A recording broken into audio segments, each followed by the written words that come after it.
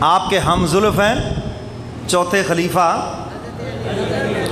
سیدنا علی مرتضیٰ رضی اللہ تعالیٰ عنہ. چلیے ان کے ساتھ ہی محبت کا معاملہ آپ کو سناتے ہیں. ایک دن دیکھا کہ حضرت علی بڑی خوبصورت اونٹنی لے کے پھر رہے ہیں. حضور نے فرمایا یہ علی یہ اونٹنی کہاں سے لی اتنی قیمتی اور خوبصورت؟ تو عرض کیا اللہ کے محبوب سواری کے لیے میرے پاس سواری نہیں تھی، حضرت عثمان غنی نے یہ مجھے گفٹ دیا ہے. ایسے ہی ہے نا جیسے آج آپ کو کوئی کار گفٹ کر دے. کیوں جی؟ بیکار تو پہلے ہی ہیں، چلو کوئی کار دے دے. ہو سکتا ہے کوئی رشتہ دار کوئی دوست آپ کا آ جائے موج میں. ہمارے مولویوں کے لیے تو لوگوں نے صرف ایک حلوہ اور کھیر رکھی ہوئی ہے، وہ اس سے ہی نہیں نکلے آج تک. یہ تبلیغ والوں نے ہمارے لیے وہ جن نکالنے والی نا خوشبو شیشی رکھی ہوئی ہے، بس یہ اس سے آگے نہیں نکلے آج تک. یہی ان کے لیے بس ہدیہ سب سے بڑا ہے. چلو یہ بھی غنیمت ہے. تو میں یہ عرض کر رہا تھا کہ اونٹنی لے کر دے دی کہ یہ گفٹ ہے میری طرف سے. اور جب سیدنا علی مرتضیٰ رضی اللہ تعالیٰ عنہ کی شادی نسبت طے ہو گئی، خاتون جنت سیدہ فاطمہ الزہرا رضی اللہ تعالیٰ عنہا، جنت کا پھول، فاطمہ الزہرا جنت کا پھول جس کا معنی ہے. تو اب پریشان ہیں کیا کریں، شادی کے اخراجات کیسے پورے کریں. اور یہ بھی آپ کو بتاؤں کہ شادی کے اخراجات ود جہیز کھانا دلہا کے ذمے ہے. کس کے ذمے؟ مولوی صاحب یہ کہڑا مسئلہ دس دیتا ساڈے گھراں 'چ فساد پانا ہے تسی. یہ کس کے ذمے ہے؟ دلہا کے. دلہن والوں کے ذمے نہیں ہے برات کو کھانا کھلانا شرعن. دلہن والوں کے ذمے نہیں ہے جہیز بنا کر دینا. یہ ہندوانہ رسم ہے کہ بیٹی کا جائیداد میں کوئی حق نہیں ہے، بس ہم نے اس کو جہیز دے دیا ہے. یہ جہیز تم نے ادھر میری طرف دیکھو، یہ اپنی ناک کے لیے دیا ہے، برادری میں نام اونچا ہو جائے، لوگوں میں نام اونچا ہو جائے.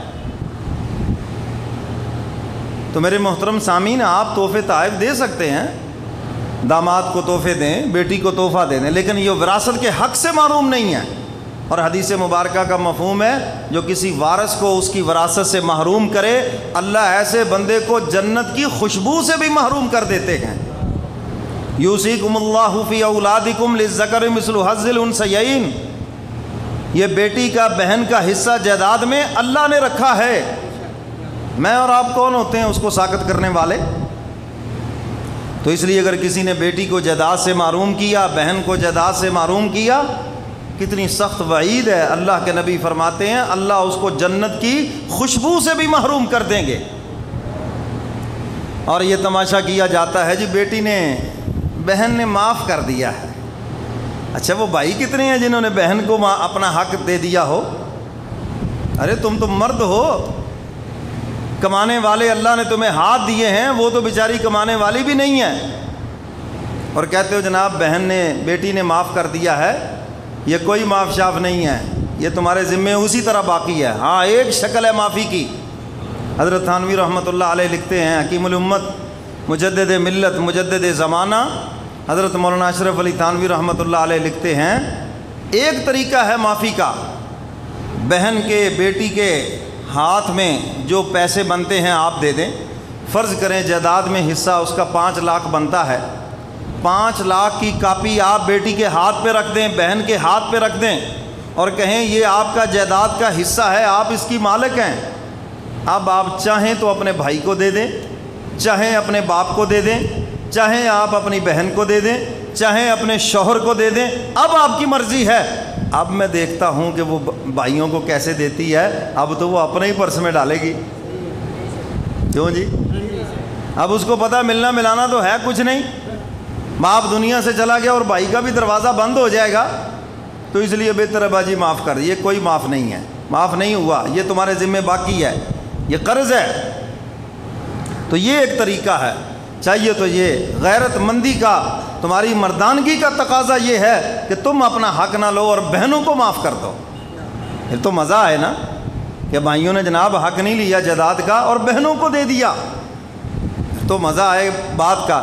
یہ تو کہیں سننے میں بھی آج تک نہیں آیا. زندگی کی بھی اب شام ہونے کو ہو گئی ہے، جب بھی سنتے ہیں تو یہی سنتے جی بہنوں نے معاف نہیں کیا، آپ نے غصب کیا ہے ان کا حق.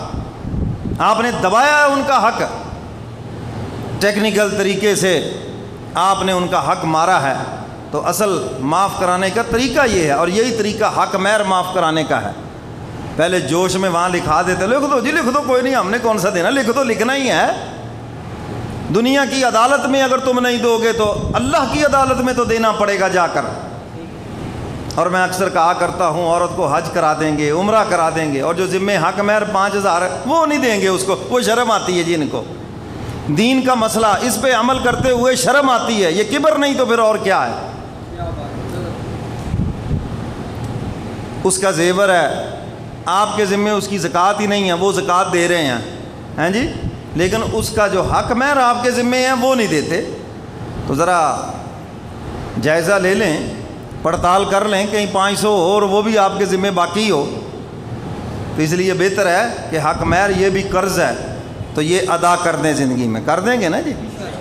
تو جتنا لکھا ہے یہ آپ کے ذمہ ہے، اور اگر معاف کرنا ہے تو اس کا طریقہ یہ ہے کہ پہلے اس کے ہاتھ میں پیسے دے دو، سونا ہے سونا دے دو، جو چیز بھی ہے دے دو بھائی، تم اس کی مالک ہو اور یہ تمہارا حق مہر ہے جو طے ہوا تھا، اب تمہاری مرضی اپنے پاس رکھو، تمہاری مرضی مجھے دو، تمہاری مرضی بھائیوں کو دو، جو جی میں آتا ہے کرو، اس کی تم مالک ہو۔ پھر وہ واپس کر دے۔ سیدنا علی مرتضیٰ رضی اللہ تعالیٰ عنہ سے روایت وہ فرماتے ہیں، فرمایا عورت خوش دلی سے جو مہر معاف کر دے اس میں اتنی برکت ہے، کسی لا علاج مریض کو اس سے کوئی بھی چیز خرید کر کھلا دو، اللہ اس کو شفا عطا کر دیں گے۔ یہ اتنا پاکیزہ رزق ہے، لیکن دل سے معاف ہو، خوشی سے معاف ہو، ڈرامے بازی سے نہیں، 2 نمبری سے نہیں، فنکاری سے نہیں، دل سے معاف ہو۔ تو سیدنا علی مرتضیٰ رضی اللہ تعالیٰ عنہ پریشان ہے، حضور علیہ السلام نے بلایا، فرمایا علی شادی کے اخراجات کے لیے کیا تمہارے پاس؟ یا رسول اللہ میں تو فقیر آدمی ہوں، میرے پاس کچھ نہیں، بس ایک گھوڑا ہے اور ایک زرہ ہے، اور وہ بھی جہاد کے لیے، نہ کوئی مکان ہے، نہ کوئی جائیداد ہے، نہ کوئی سونا چاندی ہے، نہ کوئی روپے پیسہ ہے، رہنے کے لیے مکان بھی نہیں۔ یہی تو ہمیں ہمارے نبی بتانا چاہتے تھے کہ یہ جو ہم نے رشتوں کے معیار مقرر کر لیے ہیں، جس کی وجہ سے آج ہم بچے اور بچیوں کے رشتوں کے پریشان ہیں، اس کی وجہ یہ ہے کہ ہم نے معیار بہت اونچے مقرر کر لیے۔ یہ دیکھو خاتون جنت ہے، جنت کی جوان عورتوں کی سردار ہے، اور ان کا نکاح اس بندے کے ساتھ کیا جا رہا ہے جن پر ساری زندگی زکوٰۃ کبھی واجب ہی نہیں ہوئی، باوجود امیر المؤمنین رہنے کے۔ یہی تو ہمیں سکھایا جا رہا ہے۔ آج ہم نے مالداری کو معیار بنا لیا، کار کوٹھی بنگلے کو معیار بنا لیا، اسی لیے تو ہم پھنسے ہوئے ہیں۔ دینداری کو اللہ کے نبی نے حکم دیا معیار بناؤ، شرافت کو معیار بناؤ، ہم نے وہ ساری چیزیں ختم کر دی۔ بس ایک ہی چیز ہے، پیسے ہیں سب ہے، پیسے نہیں تو جو کچھ بھی نہیں، بس بیکار ہیں وہ۔ تو میرے محترم سامعین، سیدنا علی مرتضیٰ نے عرض کیا ایک زرہ ہے ایک گھوڑا ہے، فرمایا چلو گھوڑا جہاد کے لیے رکھو اور زرہ بیچ آؤ۔ اب زرہ بیچنے کے لیے گئے، اللہ کی شان کے آگے مدینے کا سیٹھ مل گیا، تاجر نہیں، کون ملا؟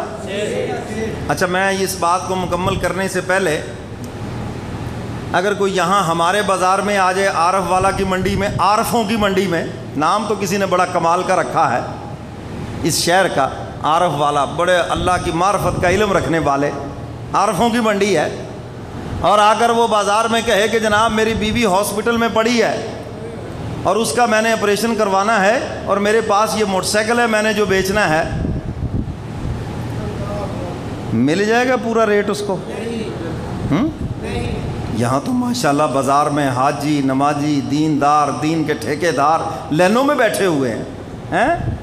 اگر اس کی 50,000 کی چیز ہے، چوروں کی قیمت لگے گی، کوئی 35 لگائے گا، کوئی 30 لگائے گا، کوئی کچھ لگائے گا، اللہ ماشاءاللہ شاید کو اللہ کا بندہ نکل آئے۔ کیوں جی ہمارے ہاں ایسے ہے یہ نہیں؟ ہمیں پتہ چل جائے صحیح کہ اس کی کوئی مجبوری ہے، پھر دیکھو ہم اس کو ذبح کیسے کرتے اور کس چھری سے کرتے ہیں۔ یہیں پر تو پتہ چلتا ہے انسان کے اعمال کا، انسان کے ایمان کا اور اس کے کردار کا، یہی تو پتہ چلتا ہے۔ انسانوں کی مجبوریوں سے فائدہ اٹھانا یہ تو یہودیوں کا کام تھا، افسوس کہ آج مسلمانوں میں بھی آ گیا۔ یہ سود اسی لیے تو حرام ہے، اللہ اس کے رسول کا اعلان جنگ ہے، مجبور لوگوں کی مجبوریوں سے فائدہ اٹھانا یہ تجارت تھوڑی ہے، یہ تو ان کا قتل عام ہے، معاشی قتل عام ہے۔ ایک تو وہ بیچارہ پہلے ہی مرا ہوا ہے اور اوپر سے 10 روپے کی چیز اس کو آپ 100 کی دے رہے ہیں۔ تو یہ ضرورت مند آ گیا، پتہ چل گیا، مجبور ہے، تو اب ہم بھی انہی کی طرح جڑ کاٹ رہے ہیں، ذبح کر رہے ہیں، چوروں کی قیمتیں لگا رہے ہیں۔ لیکن سیدنا عثمان غنی رضی اللہ تعالیٰ عنہ مدینے کا سیٹ ہے، علی بھائی کدھر، یہ زیرہ کیسے ہاتھ میں اٹھا رکھی ہے؟ عثمان آپ کو پتہ ہونا چاہیے سیدہ فاطمہ الزہرا سے میری نسبت طے ہو گئی ہے اور شادی کے اخراجات پورے کرنے ہیں، اور میں یہ زیرہ بیچنے کے لیے آیا ہوں، اپنی ضرورت بھی بتا دی، مجبوری بھی بتا دی، اور یہ شان ہونی چاہیے مسلمان کی، ایک مسلمان تاجر کی یہ شان ہونی چاہیے۔ سیکھو عثمان غنی رضی اللہ تعالیٰ عنہ سے کہ مسلمان تاجر کی شان کیا ہے۔ ایسے نہیں عرش بری سے سلام آئے، ایسے نہیں عرش بری سے جنت کے سرٹیفکیٹ آئے، ایسے نہیں حضور علیہ الصلاۃ والسلام کی زبان مبارک سے جنت کی بشارتیں سنی۔ یہ وہ نیک اعمال تھے جن کو حضور نے پسند فرمایا اور اللہ نے قبول فرمایا۔ میں زرہ بیچنے کے لیے آیا ہوں۔ اچھا کتنے کی ہے؟ حضرت علی رضی اللہ تعالیٰ عنہ کو مال غنیمت میں ملی تھی، خیبر جب فتح ہوا تھا تو چیز جو مفت کی ملے بندہ اس کی قیمت بھی ویسے ہی پوچھتا ہے، بتاتا ہے۔ انہوں نے کہا جی 100 درہم کی بک جائے تو بس ٹھیک ہے۔ حضرت عثمان غنی نے فوراً ذہن دوڑایا بھی 100 درہم سے جو ہے نا وہ شادی کے اخراجات پورے نہیں ہونے۔ میں علی بھائی تمہیں پتہ ہی نہیں، یہ تو بڑی قیمتی زرہ ہے، آپ بڑے سستے داموں بیچ رہے ہیں، مجھے دیں یا کسی کو دیں وہ الگ بات ہے، آپ اس کی قیمت بڑھائیں۔ انہوں نے کہا اچھا چلو 150 کر لیں۔ میں کہا نہیں یہ تو بہت زیادہ ہے، بہت تھوڑے پیسے ہیں، یہ قیمتی زرہ ہے، بہت مہنگی زرہ ہے۔ حضرت علی پھر دیکھتے ہیں اس کی طرف، یار زرہ ہی ہے، اور میں نہیں، یہ بڑی قیمتی زرہ ہے، آپ کو پتہ نہیں ہے۔ کرتے کرتے 480 درہم میں سودا طے ہوا۔ وہ مانگ رہے تھے 100 اور دیے کتنے ہیں؟ 480۔ سمجھ آ گئی بات؟ مجبوری سے فائدہ اٹھایا یا احسان کیا؟ یہ ہے طریقہ، یہ ہے مسلمان تاجر۔ اچھا ایک بات ہے ذہنوں میں آتی ہے بات، احسان ہی کرنا تھا تو ویسے ہی دے دیتے 500 درہم، سمجھ آئیے بات کہ نہیں؟ تو ایسے قیمت کیوں بڑھائی؟ اس لیے سیدہ سے نکاح ہو رہا ہے، اور فرمایا حق مہر اور شادی کے اخراجات اپنے پیسوں سے ادا کریں، ورنہ یہ بات ہوتی کہ فلانے نے پیسے دیے ہیں۔ سمجھ آ رہی ہے بات کہ نہیں؟ 480 درہم دے دیے، زرہ پکڑ لی، حضرت علی بھی چل پڑے، حضرت عثمان بھی چل پڑے، چند قدم چلے تو پیچھے سے آواز دی، علی بھائی ذرا بات سننا۔ آ گئے، فرمایا شادی کے موقع پر دوستوں کو گفٹ دیا کرتے ہیں، تحفہ دیا کرتے ہیں، لیجئے یہ جو زرہ ہے نا یہ میری طرف سے شادی کا گفٹ قبول کر لیں۔ یہ کیا کر لیں؟ شادی کا۔ اچھا گفٹ تو ہم بھی دیتے ہیں۔ ماما جی آ گئے جی، کیا لے آئے جی؟ 1 کلاک، سامنے لگے سب کو پتہ چلے جی ماما جی لے کے آئے ہیں 1 مٹھائی کا ڈبہ جی۔ اب ساری برادری کو 500 ڈبہ مٹھائی کا لے آئے ہیں جی، 500 کلو ہو گئی تو وہ کتنے من بن گئی جی؟ چلو جتنے من بھی بن گئی۔ اب پتہ چلے کہ گھر والوں کو تو شوگر ہے، وہ تو بیچارے 1 ٹکڑا بھی نہیں کھا سکتے، اب اس کو ٹھکانے لگانے کے لیے بھی کچھ کرنا پڑے گا، اور نہ تو یہ بکے گی تو کس کام میں؟ صرف ہم دکھانا چاہتے ہیں، پتہ چل جائے جناب فلانا جو آیا تھا وہ 1 کلاک لے کے آیا، 1 مٹھائی کا ڈبہ لے کے آیا، گنتی میں آ جائے، اندراج ہو جائے ہمارا، اتنے سوٹ لے کے آیا، یہ لے کے آیا، وہ لے کے آیا، آرٹیفیشل چوڑیاں لے کے آیا۔ ہم صرف دکھانا چاہتے ہیں۔ شادی کے موقع پہ گفٹ دینا سنت ہے، لینا سنت ہے، مگر گفٹ ہو، لینا دینا نہ ہو۔ یہ جو ہمارے ہاں نیوتا دیا یہ تو بالکل خالصتاً حرام ہے، سود بھی ہے اس میں، قرض بھی ہے اس کے اندر، تو اس لیے اس سے بچیں، لیکن شادی کا گفٹ دیں، کیونکہ لوگوں کو مفت والی بات بھی بڑی سمجھ آتی ہے۔ جی مولوی صاحب نے کہا باجی لینا دینا کچھ بھی نہیں ہے گا،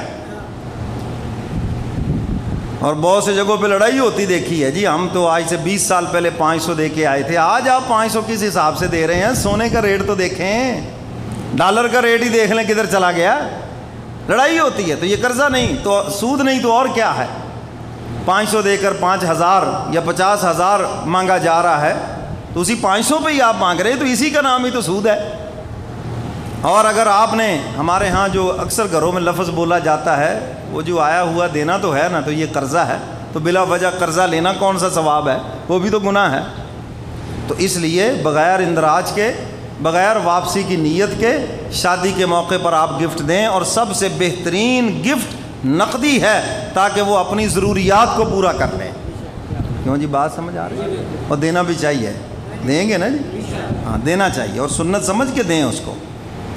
تو سیدنا عثمان غنی رضی اللہ تعالیٰ عنہ فرماتے, علی بھائی میں نے زرہ آپ سے خرید لی ہے, یہ میری ملکیت ہے, تو یہ میری طرف سے شادی کا گفٹ قبول کریں. میں کہا جزاک اللہ عثمان بھائی. زرہ ایک ہاتھ میں اور ایک ہاتھ میں پیسے, اور حضور کی خدمت میں پہنچے. حضور اٹھ کے بیٹھ کے گھبرا گئے کہ زرہ بکی نہیں. سارا واقعہ سنایا, حضور کی آنکھوں میں آنسو آ گئے, اور حضور ان اشرفیوں کو لوٹ پوٹ کر رہے ہیں, اور آسمان کی طرف چہرہ کر کے عرض کرتے ہیں, مولا آج عثمان نے میرا دل خوش کر دیا ہے, آپ میرے عثمان سے راضی ہو جائیں. تو میرے محترم سامعین, رشتہ داروں پر بھی بے حساب خرچ کرتے تھے. یہ تو ایک واقعہ سنا ہے, بے شمار واقعات ہیں. آپ کے خرچ کرنے کے اعلان ہو رہا ہے, ہاں جی, صبح کو جبے پہنائے جائیں گے, اعلان ہو رہا ہے کہ صبح کو آگے راشن لے جائیں, اعلان ہو رہا ہے جس چیز کی ضرورت ہے بیت المال میں جو پڑا ہے سب کے لیے جائز ہے, جب جو چاہو سو لے جاؤ. اور خلافت راشدہ کا وہ سنہری دور جس کی آج ہم باتیں کرتے ہیں, کہ کبھی اس ملک میں آ جائے, آپ کو زکوٰۃ لینے والا نہیں, زکوٰۃ دینے والے لوگ ملیں گے. صرف صحابہ کے دور میں جس کو غریب سمجھ کے زکوٰۃ دینے کے لیے جاتے, وہ کہتا میرے تو اپنے گھر میں ڈھیر لگا ہوا ہے, اگر کوئی مستحق مل جائے یہ میرا مال بھی لے جاؤ اور جا کر اس کو دے دو. اتنی بہاروں کا دور ہے. لوگ سمجھتے پتہ نہیں اگر یار خلافت راشدہ کا دور آ گیا, دینداری آ گئی, تو پتہ نہیں ہم غریب ہو جائیں گے. یہ دماغوں میں ہمارے غلط بٹھا دیا گیا, غلط تصویر بٹھا دی گئی. تو سیدنا عثمان غنی رضی اللہ تعالیٰ عنہ مالدار ہیں, اور مالداری کے ساتھ دیندار بھی ہیں, سخی بھی ہیں. تو شاعر نے خوب کہا ہے نا, سید امین گیلانی مرحوم, ان کا کلام